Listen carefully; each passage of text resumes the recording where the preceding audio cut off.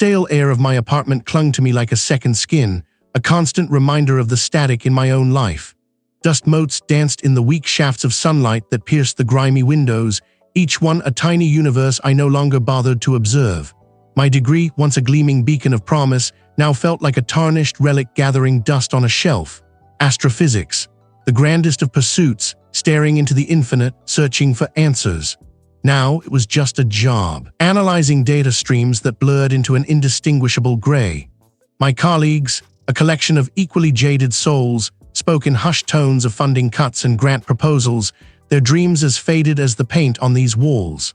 I remember when it used to be different. The nights spent on the observatory roof, the chill of the metal biting through my jacket, my breath pluming in the frigid air as I traced constellations, imagining the unfathomable distances, the sheer, terrifying scale of it all. Back then, the universe whispered secrets, and I strained to hear them. Now it just hummed a monotonous tune, a drone I'd grown deaf.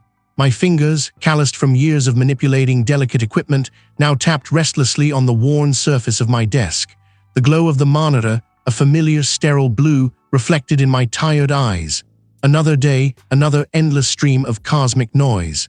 I was sifting through tertiary pulsar data, the kind of routine analysis that paid the bills but starved the soul. My supervisor, a man whose enthusiasm had long since evaporated, had assigned me this project. "Just keep an eye on the Sector 7 anomalies, Dean," he'd said, his voice devoid of any genuine curiosity. "Probably just sensor ghosts, but better safe than sorry." Sector 7, a patch of space so devoid of matter, of energy, of anything remotely interesting, that it was usually ignored. Cosmic dead zone. My mind drifted, the monotony of the data a suffocating blanket. I thought about the old stories, the ones I used to read as a kid, tales of explorers venturing into the unknown, their hearts filled with wonder and a healthy dose of fear. Now the unknown felt empty, predictable, then a flicker. It was subtle, barely a ripple in the vast ocean of data. A deviation so small, so insignificant, that most would have dismissed it as a glitch. But my eyes, honed by years of seeking patterns in chaos, caught it. A rhythmic pulse, impossibly precise, emanating from the heart of Sector 7. It wasn't the chaotic static of background radiation. It wasn't the signature of a known celestial body. It was deliberate. My breath hitched. I leaned closer to the screen, my fingers flying across the keyboard, isolating the signal, amplifying it. The hum of the server room seemed to deepen, a low thrumming that vibrated in my chest. The pulse grew stronger, clearer. It was a sequence, complex and intricate, unlike anything I had ever encountered. Not natural, not random. A tremor ran through my hand, not of fear, not yet, but of a dawning, exhilarating disbelief. This was it. My disillusioned heart gave a faint, forgotten flutter. I ran diagnostics, cross-referenced with other arrays, checked for equipment malfunction. Everything checked out. The signal was real. The signal originated from a point that should have been nothing. A null. My mind raced, grasping for explanations. A new class of stellar object, an unprecedented natural phenomenon. But the regularity, the sheer intelligence of the pattern gnawed at me. It felt like a message, but from whom, and why from a place where nothing should exist? The dust motes in the sunlight seemed to coalesce, forming fleeting, impossible shapes in my peripheral vision. The air grew heavy, charged with an unseen energy. I felt a strange, disorienting sensation, as if the very walls of my apartment were pressing in, the familiar space suddenly alien and vast. My apartment, my sanctuary, felt observed. I pushed the feeling away, focusing on the screen. The signal was unwavering, a steady heartbeat in the emptiness. But the unease persisted, a low, persistent hum beneath the surface of my scientific curiosity. This was more than just data. A question that was slowly, inexorably pulling me in. What was it trying to tell me? Somewhere I might not want to go. Somewhere that felt disturbingly like the bottom of an abandoned mine shaft, the bottom never found. The hum of the server room was usually a comforting drone, a familiar lullaby in my solitary existence. But tonight, it felt like a frantic heartbeat, echoing the tremor in my own chest. I'd been staring at the screen for hours. The spectral analysis of the signal from Sector 7, a maddening puzzle. It wasn't just there, it was wrong. Fundamentally, irrevocably wrong. The data streams flickered, displaying impossible peaks, frequencies that shouldn't coexist, patterns that defied every known law of physics.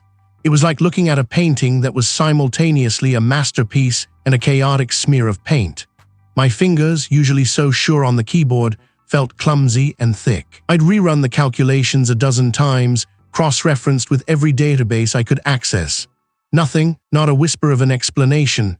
"Dean, you still here?" The voice startled me. I spun around, my chair squeaking in protest. It was the night watchman, a burly man with kind eyes and a perpetual scent of stale coffee. He was making his rounds, his flashlight beam cutting through the dim light. "Yeah, just wrestling with some data," I said, forcing a smile that felt brittle. He ambled closer, peering at the glowing monitors. "Looks complicated. You find anything interesting out there in the void?" "You could say that," I replied, turning back to the screen. The signal pulsed, a silent, insistent thrum against the black. "It's unusual," he grunted, leaning against a console. "Unusual is usually broken or a glitch. You gonna be all night?" "Probably," I admitted. The thought of leaving it, of letting it go, was like trying to ignore a festering wound. This wasn't a glitch. This was a message, but from whom, and what was it saying? He shrugged, his flashlight beam sweeping across the room before moving on. "Don't forget to lock up, and try to get some sleep, Dean. You look like you've seen a ghost." A ghost. If only it were that simple. I was alone again, the server room's hum now a low growl. I zoomed in on a particularly aberrant waveform. It wasn't just the frequencies, it was the structure. There were layers, intricate and impossibly complex, like microscopic architecture designed by a mad god. It hinted at an intelligence, but not one I could comprehend. It felt alien, not in the sense of little green men, but in a way that made the very concept of alien feel laughably small. My mind, trained to seek order, to find patterns, was being systematically dismantled. This signal didn't fit into any existing framework. It was a tear in the fabric of my understanding. I traced its origin point again, Sector 7, a place where nothing should be, yet something was broadcasting. I pulled up the historical data for that sector. Nothing but empty space, stretching back for as long as we'd been looking. No stars, no nebulae, not even stray cosmic dust. It was the universe's forgotten corner. And from this absolute nothingness, this signal was radiating. Then I saw it. A subtle distortion in the background radiation readings, a ripple that shouldn't be there. It was faint, almost imperceptible, but it was there. And it was emanating from the same point as the signal. It was as if the signal wasn't just a broadcast, but a force subtly warping the very fabric of space-time around its source. My breath hitched. This wasn't just a discovery, it was an intrusion. Something was at Sector 7. Something that was actively doing something, and its actions were leaving an imprint on the universe. I leaned back, my chair groaning under the sudden shift. The air in the room felt thick, heavy. The familiar sterile scent of the server room was now tinged with something else, something ancient. I remembered the old stories, the ones the watchman had alluded to. I'd always dismissed them as fanciful nonsense, the products of overactive imaginations. Now, looking at the impossible data on my screen, I wasn't so sure, and it was growing louder. My gaze drifted to a dusty box on a high shelf, filled with old journals from previous researchers. One of them, a Professor Albright, had disappeared years ago. His last logged entry spoke of anomalous readings from a deep space probe, readings that were dismissed as equipment malfunction. He'd been obsessed with the idea of places that shouldn't exist. Places where things might hide. I felt a prickle on my skin, a sensation of being watched.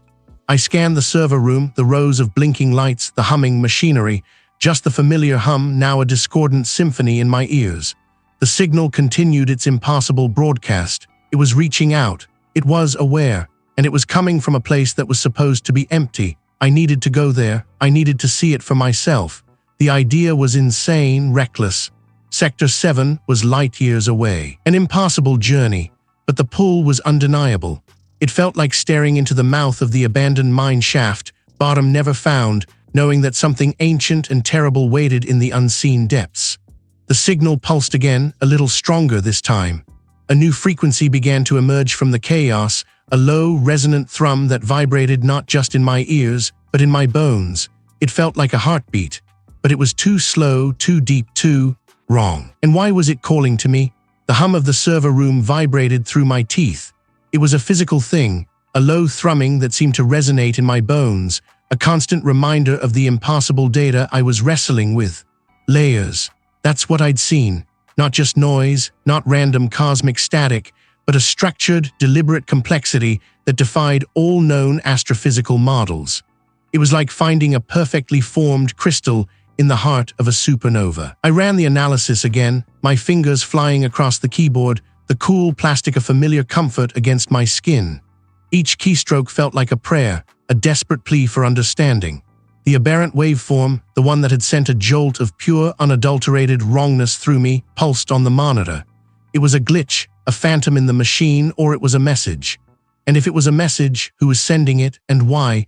The server room, usually my sanctuary, now felt like a trap. The air was thick, heavy with the metallic tang of aging machinery and something else, something I couldn't quite place. A faint, ozone-like scent, sharp and acrid, prickled the back of my throat. I'd been here for hours, days maybe, lost in the labyrinth of data, the outside world a distant rumor. My eyes burned, gritty and dry, but I couldn't pull away, not now. I isolated the repeating fractal pattern within the signal. It was a signature, undeniably. A stamp. I cross-referenced it against every known stellar phenomenon, every pulsar's song, every quasar's roar. Nothing. It was alien, utterly and completely alien. The sheer audacity of it made my breath hitch. This wasn't just a signal from a distant galaxy, it was a signal from beyond. My gaze drifted to the schematics on my desk, spread out like a map to a forgotten land. The deep space anomaly. The sector that was supposed to be empty. The sector where this signal was originating, empty. The word felt like a cruel joke now. It wasn't empty, it was occupied, and whatever occupied it had just sent me a postcard. I'd used every trick in the book, every computational tool I had at my disposal. I'd pushed the servers to their absolute limit, the cooling fans whirring with a desperate urgency. And then it happened. A breakthrough, a pattern within the pattern, a sequence that wasn't just complex, but dimensional. It was a key, a cipher designed not for a computer, but for something else. My hands trembled as I keyed in the final decryption sequence. The lights in the server room flickered, a sudden violent surge. The hum deepened, a guttural growl that vibrated not just through the floor, but through the very air around me. A cold dread, sharp and icy, began to bloom in my chest. This was no longer about astrophysics. This was about something far older, far more terrifying. The screen flickered, the waveform dissolving into a cascade of symbols. They weren't letters, not numbers, not anything I recognized. They shifted, pulsed, reformed. It was like watching a living language, a fluid, organic script that seemed to writhe and twist before my eyes. And then one symbol solidified, holding its shape. It was a perfect, impassable spiral, a vortex of pure blackness contained within a luminous, pulsating outline. My breath caught this symbol. I'd seen it before, not in data, not in textbooks, but in dreams, fragmented, nightmarish visions that I'd dismissed as stress-induced hallucinations. A single chilling image that haunted my sleep. A spiral. The acrid scent intensified, burning my nostrils. The symbol on the screen seemed to pulse with a malevolent light, drawing my gaze, pulling me in. I stumbled back, my chair scraping against the concrete floor. My heart hammered against my ribs, a frantic, trapped bird. This was not a signal. It was an invitation, an address. The spiral wasn't just a symbol, it was a destination. My mind raced, piecing together the fragmented clues, the empty sector, the impassable signal, the ancient, terrifying symbol. It all pointed to one place. A place that had been on my mind, a place I'd dismissed as a dead end, a relic of a forgotten era. They pointed to a geographical location on Earth. A place I knew, a place I'd explored in my youth, driven by a morbid curiosity that now felt like a premonition. The abandoned mine shaft, bottom never found.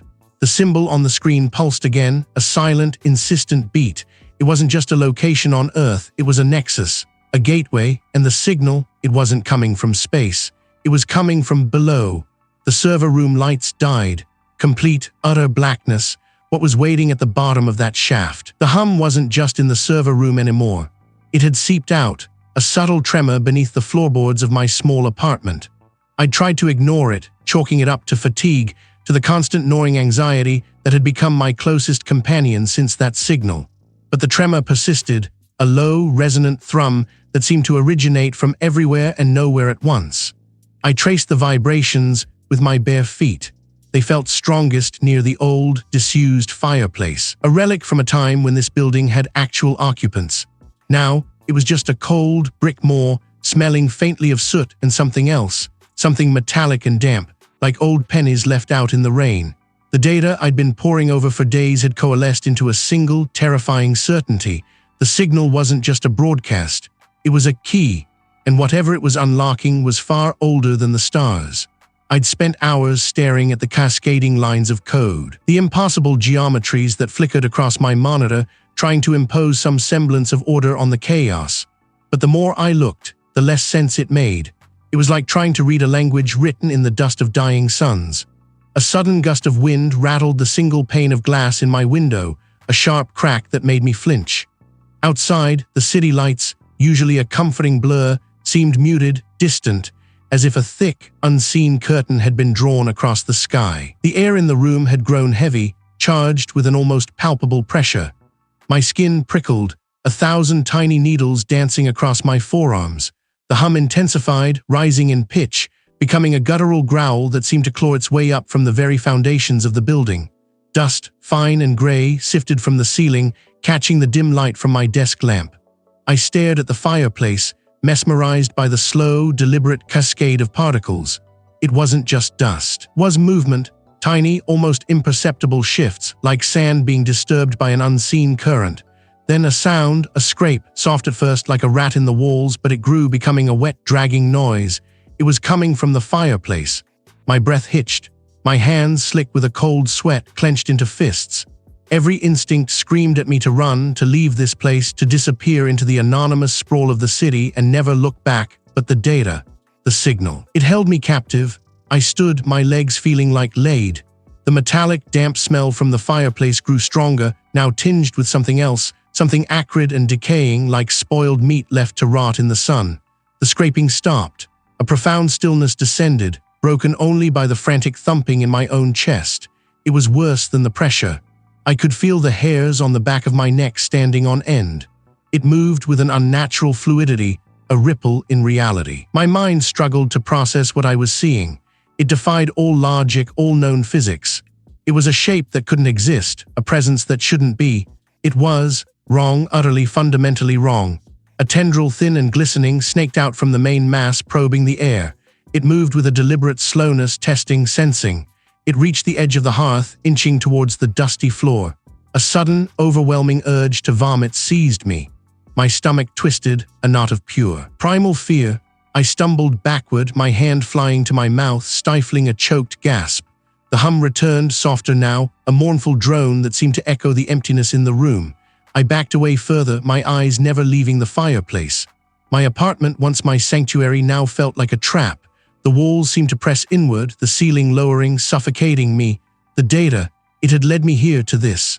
Do I run? The question hung in the charged air. Heavy and terrifying, my teeth chattered, my fingers were numb.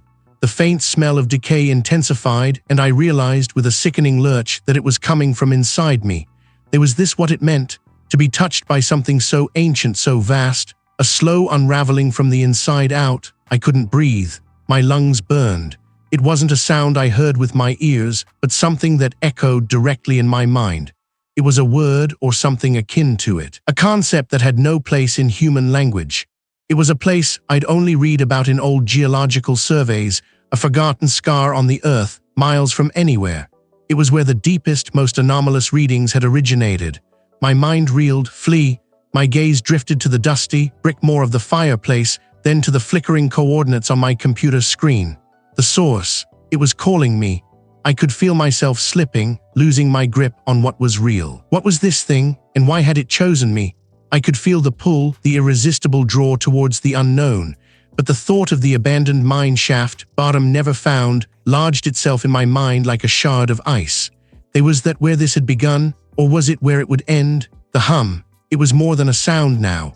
It was a vibration that resonated in my teeth, a low thrum that I felt in my bones. My apartment, once a sanctuary of sterile order, felt like a cage vibrating on the edge of collapse. Sleep offered no respite. Dreams were a chaotic jumble of impossible geometries and a feeling of immense suffocating pressure. I'd started seeing flickers at the edge of my vision like heat haze, but the air was always cool. This couldn't be just a signal anymore. It was a presence. It was doing something. My colleagues, the few I still spoke to, would dismiss it as stress. They'd talk about burnout, about the pressures of the field. They didn't understand, they hadn't heard it. They hadn't felt the way it seemed to be slowly, deliberately, unraveling the quiet order of the universe, starting with the quiet order of my own mind. I needed more data, more context, something beyond the sterile readouts on my salvaged equipment. The signal's origin was still a ghost in the data, a point of impassable emptiness. But there were echoes, faint whispers in the background radiation that I'd initially dismissed as noise. Now they felt like breadcrumbs. My research had led me down a rabbit hole of forgotten scientific journals, of fringe theories that had been laughed out of academia decades ago. There were mentions of anomalies, places where the rules seemed to bend, where the fabric of space-time itself was thin. One name kept surfacing, a place spoken of in hushed tones, a place that sounded less like a geographical location and more like a scar on reality, the abandoned mine shaft, bottom never found. The name itself was a warning, a place where the earth had been breached, where the familiar world gave way to something else, something deep and unknown. It was a long shot, a desperate gamble, but the hum was getting louder, more insistent. It felt like it was calling me. The drive out, there was a blur of gray highways and increasingly desolate landscapes. The air grew heavy, thick with the scent of damp earth and something else, something metallic and ancient like old blood. The sign for the mine was a rusted relic, half-eaten by the elements, its faded letters barely legible. Abandoned mine shaft, bottom never found. The words seemed to mock me. The entrance was a gaping maw, a black scar against the bruised twilight sky. A chill, far deeper than the evening air, seeped from its depths. The air inside was heavy, stagnant, carrying the smell of wet rock and decay. The shaft descended steeply, the rough-hewn walls slick with condensation. Water dripped somewhere in the distance, a slow, rhythmic beat that seemed to sync with the tremor in my own chest. The hum was undeniably here, stronger, clearer. It wasn't coming from above or from the sides. I descended further, my lantern beam struggling against the encroaching blackness. The walls began to change. It felt wrong, unnatural, like the earth had been sculpted by something that understood geometry in a way that humans never could. The hum intensified, a physical pressure now pushing against my eardrums. My hands trembled as I adjusted the gain on my portable scanner. The readings were erratic, nonsensical, energy signatures that shouldn't exist, fluctuations that defied known physics. Then I saw it, not with my eyes, not directly. It was a distortion, a ripple in the air just ahead, where the lantern beam seemed to bend and warp. And the hum, it emanated from that. It was a sound that seemed to bypass my ears and resonate directly in my skull, a cacophony of impossible frequencies. This was not a natural phenomenon. This was something else. Something that had been buried here or perhaps had always been here waiting. Was it a call, a beacon, or was it a warning? I took another step, drawn by a morbid curiosity that warred with the primal urge to flee. The distortion shimmered, and for a fleeting instant I thought I saw movement within it. Not a physical form, but a shift, a change in its impassable texture. It was like looking into a fractured mirror, reflecting a reality that was fundamentally alien. It felt ancient. It felt hungry. Was this what had been stirring beneath the surface of the universe, subtly influencing everything, and now it was aware of me. What was this place, this abandoned mine shaft, bottom never found? Was it a conduit, a prison? And if so, what was it keeping inside? Or more terrifyingly, what was it trying to get out? The hum was a physical presence now, a constant pressure behind my eyes. It had followed me from my apartment, clung to my clothes, seeped into the very air I breathed. I found myself in the dusty maw of the abandoned mine shaft, bottom never found. The rusted sign creaking a mournful dirge in the wind. It was the only place I could think of that felt sufficiently empty, a void to match the one I was staring into. My flashlight beam, a weak defiance against the encroaching gloom, danced over damp, packed earth and the skeletal remains of ancient timbers. The air was thick with the scent of minerals and decay, a primal perfume that did little to soothe my frayed nerves.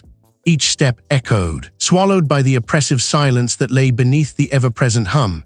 It was deeper here, more resonant, as if the earth itself was a colossal, resonating chamber. I'd brought the equipment, of course. The modified receiver, the spectrum analyzer, the portable signal booster. My hands, usually steady, trembled as I set them up. The readings were impassable, not just anomalous, but wrong. The patterns weren't random static, nor were they any known communication. They were intricate, fractal, shifting, with a logic that defied my understanding. It was like looking at a language spoken by a universe that had no concept of linearity. The hum intensified, a subtle crescendo that made my fillings ache. I felt a pressure in my chest, a tightness that stole my breath. My vision swam, the edges of my flashlight beam fracturing into iridescent shards. Images flickered behind my eyes, vast, impossible geometries folding in on themselves. Colors I had no name for, a sense of immense, patient awareness. It wasn't a transmission, it was an intrusion. My mind was becoming a receiver. Now knowledge was a suffocating weight. The anomaly wasn't just a signal, it was an awakening, and I had been the one to poke it. The responsibility, a crushing alien thing, settled onto my shoulders. A skittering sound, dry and brittle, echoed from deeper within the shaft. It wasn't an animal. The sound was too deliberate, too thin. Like paper being torn, but infinitely quieter, infinitely more insidious. The hum pulsed, a slow, deliberate beat that seemed to synchronize with my own faltering heart. I felt a presence, not just in the air, but within me. It was assessing me, cataloging my fears, my hopes, my very essence. And it found them trivial. I needed to sever the connection, but how? The signal was everywhere, woven into reality. My equipment was merely amplifying it, bringing it into sharper focus. The thought struck me with the force of a physical blow. What if the signal wasn't coming from somewhere? What if it was somewhere? What if it was everywhere? My hands fumbled with the controls of the signal booster. If I could just overload it, create a feedback loop, destroy the device, and perhaps disrupt the influx. The hum was a siren song now, lulling me, drawing me in. I could feel the edges of my own thoughts blurring, the distinct lines of my identity fraying. Closer, my flashlight beam wavered, painting the rough-hewn walls with unsteady light. I gripped the booster, its metal casing slick with sweat. The fractal patterns on the analyzer screen were no longer abstract. They were coalescing, forming shapes that made my stomach churn, shapes that should not exist in 3 dimensions. The hum reached a fever pitch, a discordant symphony of impossible frequencies. I closed my eyes, bracing myself. If I pushed the gain to maximum, would it burn out the receiver, or would it amplify the thing to a point where it could manifest fully? The choice was a razor's edge, and I was teetering. The hum was no longer just sound. It was a tangible force, pushing, molding, reshaping. I looked at the dial. It was a simple dial, a physical representation of a cosmic horror. My finger hovered over it. 1 turn, that's all it would take. But what would be on the other side of that turn? What would be left of me, or of anything? The skittering sound was right behind me now. What would happen if I didn't turn it? The air in the abandoned mine shaft, bottom never found, tasted like rust and something else. Something acrid like ozone after a lightning strike, but heavier, thicker. It coated my tongue, a metallic film that no amount of swallowing could dislodge. The hum, oh the hum. It was no longer just a pressure. It was a vibration that resonated deep within my bones, a discordant symphony played on the strings of my nerves. I could feel it in my teeth, a dull ache that pulsed in time with the unseen source. My hands trembled as I fumbled with the heavy flashlight, its beam cutting a shaky swat through the oppressive gloom. Dust motes danced in the light, tiny spectral figures caught in a macabre ballet. Each step I took echoed, a lonely sound swallowed by the vast, echoing darkness. It wasn't just the temperature. I'd done it. I'd actually done it. The signal, the impossible anomaly, the thing I'd chased across galaxies and into the deepest corners of my own sanity. It was here, or rather its residue was. The hum was its breath, its lingering presence. I remembered the blinding flash, the impossible geometry that had momentarily warped the very space around me. A sound, too, had accompanied it, a tearing, ripping noise that I still heard in the periphery of my hearing. My heart hammered against my ribs, a frantic drummer trying to escape. I forced myself to breathe, the acrid air doing little to calm my ragged lungs. The beam of my flashlight swept across the uneven floor, revealing loose rocks, discarded mining equipment long since surrendered to decay, and something else. It was spread in a wide, irregular circle, as if something immense had knelt or perhaps unfurled. I stepped closer, my boots crunching on loose gravel. The stain had a faint, cloying odor, something sweet and rotten, like overripe fruit left too long in the sun, but with an underlying metallic tang that made my stomach clench. It wasn't blood. It couldn't be, not of any creature I knew. It seemed to shimmer at the edges, a subtle distortion that made my eyes water. My mind reeled, trying to reconcile the vastness of the cosmos I had spent my life studying with this suffocating, earthbound horror. The entity, if that's what it was, had been here, in this forgotten hole in the ground. Had it come through? Had it manifested? The sheer impossibility of it warred with the undeniable evidence before me. The hum intensified, a low thrumming that seemed to emanate from the very rock beneath my feet. It was a siren's song, beckoning me deeper into the black. I swallowed hard, the metallic taste in my mouth growing stronger. My grip tightened on the flashlight, my grip tight. I had to know, I had to understand what I had unleashed or what I had disturbed. The knowledge I sought was a dangerous thing, a forbidden fruit that promised enlightenment but delivered only madness. Yet the scientist in me, the part that had always craved answers, was a powerful, almost irresistible force. There, embedded in the damp earth, were fragments, not rock, not metal. They were crystalline, obsidian black, catching the light in sharp, unnatural angles. They pulsed with a faint, internal luminescence, a dying ember of some cosmic fire. I reached out a trembling hand, my fingers hovering inches above one of the shards. As my fingertips brushed against its surface, a jolt, not of electricity, but of something far more profound, shot up my arm. Images, fleeting and terrifying, flashed behind my eyes. Vast, silent spaces filled with impossible shapes, colors that had no name, a gnawing emptiness that stretched to infinity. I snatched my hand back as if burned, my breath catching in my throat. I stumbled backward, my eyes wide, trying to banish the visions. The stain, the fragments, the hum, they were all connected. A connection I had forged, wittingly or not. The very air felt charged, alive with a presence that was both ancient and utterly alien. The question, the one that clawed at my sanity, was simple. What had I brought back with me? It was no longer just a presence, a vibration in the rock. It was a melody, a dissonant chord played on instruments I couldn't conceive of, resonating deep within my bones, vibrating my teeth in their sockets. I took another step, my boots crunching on loose shale. The beam of my headlamp cut a shaky swath through the absolute black. This place, this hole, swallowed light. It seemed to drink it, to digest it, leaving only a faint, fuzzy halo around my lamp. The walls, slick with a condensation that smelled faintly of damp earth and something else, something metallic and alive, pressed in. They weren't just rock anymore. I saw them now, or rather I felt them, shifting, breathing, the signal. It had led me here, not just the signal on the arrays, the one that had cracked my carefully constructed universe into a million pieces. This was the source, the heart of it. It pulsed, not with light, but with a tangible pressure against my eardrums. Fingers, numb with a cold that had nothing to do with the subterranean chill, fumbled with the dial on my handheld scanner. Nonsensical, off the charts, but the patterns were there, coalescing into something I recognized with a horror that was far deeper than mere fear.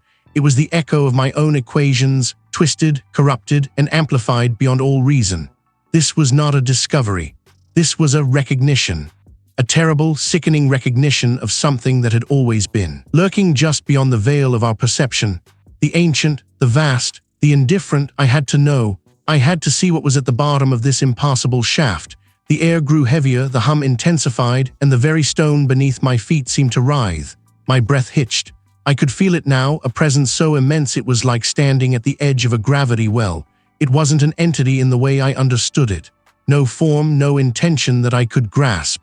It was a state of being that existed outside of space and time, and somehow, impossibly, it had bled into this place.